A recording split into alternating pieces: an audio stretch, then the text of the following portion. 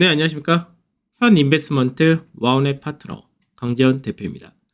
오늘 고려아연 한번 보도록 하죠. 고려아연이 오늘 5%가 넘는 급등세를 보이면서 최근 들어서 상당히 강한 그런 상승을 보여준다 됩니다. 고려아연 잘 아신 분들은 뭐 아시겠지만 제가 2021년도부터 중장기로 너무나 매력적인 종목이다 이런 얘기 자주 말씀드렸는데 작년도 시장이 안 좋은 여건에서도 상당히 선방을 했었던 그런 종목이기도 합니다. 근데 이제 고려아연이 왜 강세가 요 근래 들어 강세 뛰느냐 그 부분하고 고려아연의 사업 영역을 좀 보면은 정말 이 회사는 매력적인 회사다라는 생각이 들 수밖에 없는데 간단하게 먼저 좀 보게 되면 고려아연의 사업 영역을 한번 볼게요. 고려아연이 하는 사업이 우선 제련 사업이죠. 그러니까 제련 쪽에서가 아연 쪽이 글로벌 시장에서 약 10% 정도를 차지합니다. 근데 단순하게 아연만 하는 것이 아니라 그 외적인 이제 비철금속 관련된 여러 가지 산업을 하고 있는데, 그래서 제련 사업 같은 경우는 이제 수수료라든지 이제 글로벌 경기와 굉장히 좀 민감합니다. 그래서 글로벌 경기에서 전방 산업이라 할 수 있는 건설, 자동차 이런 쪽이 좀 좋아져야 되는데 최근 들어서 이쪽은 앞으로 기대도 많이 할 수 있는 여건이고요.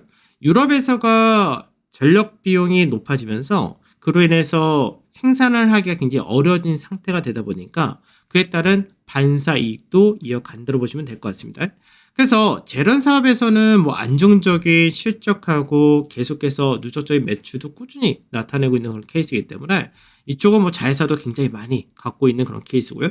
그 다음에 이제 새로운 사업을 추진한 부분이 어느 쪽이냐면 신재생과 수소 사업도 합니다. 그래서 신재생과 수소 쪽에서는 풍력을 중심으로 한다 되는데 이거는 호주에 있는 이제 자회사를 중심으로 해서 이제 전체적으로 ESG 관련된 사업을 차근차근 준비를 한다라고 보시면 되겠죠. 그래서 대부분의 풍력 발전 통해서 이쪽에서 현재 만들고 있고 이걸 통해서 나중에 수소 쪽으로도 연동한다라는 계획이 진행이 되고 있습니다. 그 다음에 이제 최근 들어서 이슈가 좀 되는 부분이 이제 2차전지 폐배터리 관련해서 역시 얘기가 나오죠. 그래서 자원 순환 사업이다라고 해서 폐배터리 관련된 쪽에 대해서 이제 어느 정도 준비를 하고 있다 이렇게 보시면 되고, 기술이라든지 이런 것도 마찬가지로 해외에 있는 회사를 인수하면서 그런 부분을 만들어 간다 됩니다. 사실 폐배터리 관련해서 요 근래 강세 뛴다 했었을 때 이게 단순하게 폐배터리 사업을 한다 해서 할 수 있는 부분이 아니라 대규모의 제련소를 갖고 있는 회사들이 사실 할 수 있는 부분인데, 이런 부분에서 고려아연이 앞으로 폐배터리 사업도 굉장히 강하게 전개될 수 있다고 보시면 되겠죠. 그 외적인 부분이 이제 2차 전지 소재 산업입니다. 그래서 이제 작년 같은 경우는 동박 공장이 이제 완공이 되어가지고 올해부터 동박에 대한 본격적인 생산을 한다는 부분이 있고, 우리가 양극재를 만드는데 가장 핵심이 되는 것이 전구체죠.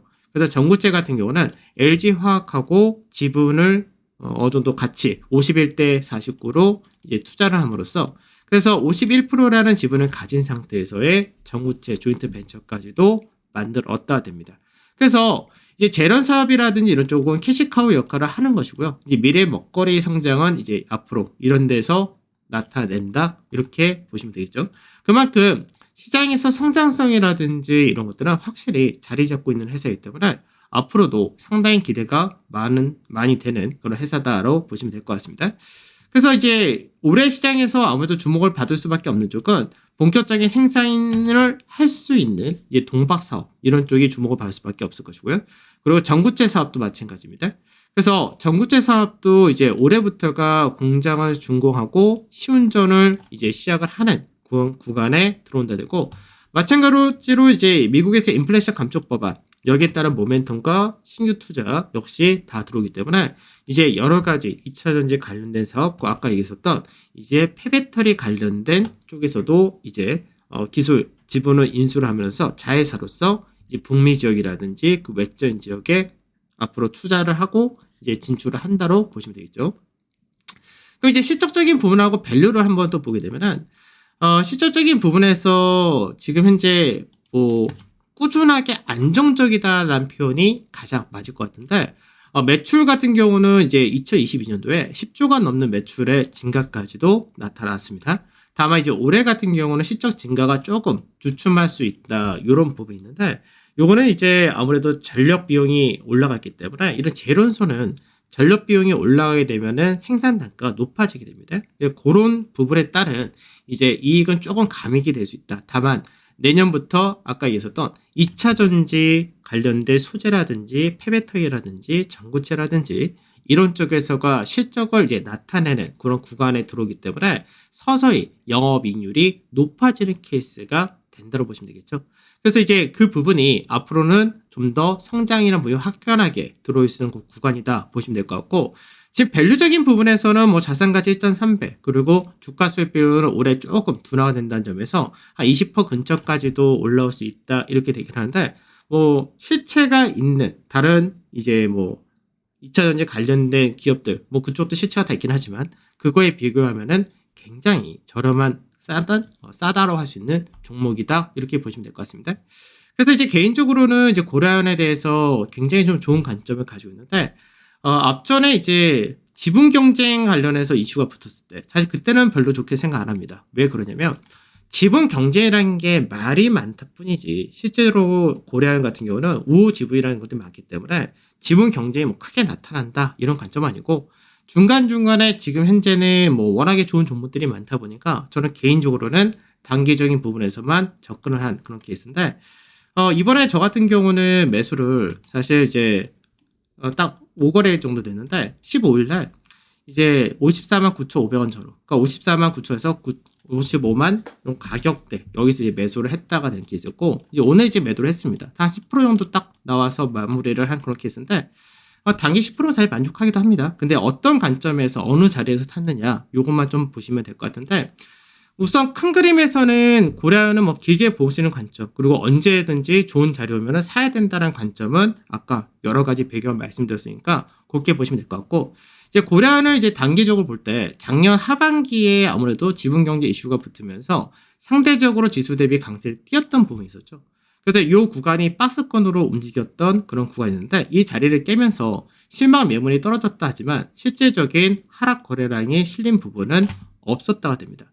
즉 시장에서 외국인들이 갖고 있는 물량을 꾸준하게 유지를 했었다가 된 케이스였고, 기관 투자자들이 오히려 지분에 대한 이슈가 부과되면서 차익 실현이 떨어졌던 그런 케이스가 되겠죠. 이 종목 같은 경우는 외국인들은 물량이 그대로 있는 상태에서 기관의 매수만 들어오면은 반등이 나올 수 있는 그런 케이스가 되는 건데, 제가 매수했던 자리 때는 바로 이 자리입니다. 55만 원 전후 이 가격에 의해서 매수를 했다는데 바로 이 가격이 되겠죠. 그러니까 왜 이 가격대에 매수하냐면 지금의 차트가 다 열렸으니까 더 쉽게 얘기하기가 수월한데, 앞전에 이제 빠진다가 됐었을 때 고려아연 같은 경우 여기 갭이 있었죠. 그러니까 이 갭을 메우는 과정에서 반등이 나타났고, 그리고 1차적으로 한번 반등이 한번 나온 다음에 그 다음에 이제 쌍바닥을 만드는 과정을 보여준다가 됩니다. 그러니까 쌍바닥을 만든다 했을 때 중간 마디 가격이 실제로는 이 가격대를 넘어가느냐, 왜냐면 이 가격대가 중간이 조금 윗자리인데 여기가 이제 앞전에 한번 바닥을 만들면서 강하게 움직이고 지지를 받아주고 계속해서 저항을 지지를 받다가 이탈하고 나서 저항 한번 받은 자리이기 때문에 이 자리대를 넘어가느냐가 핵심이 되는 거죠.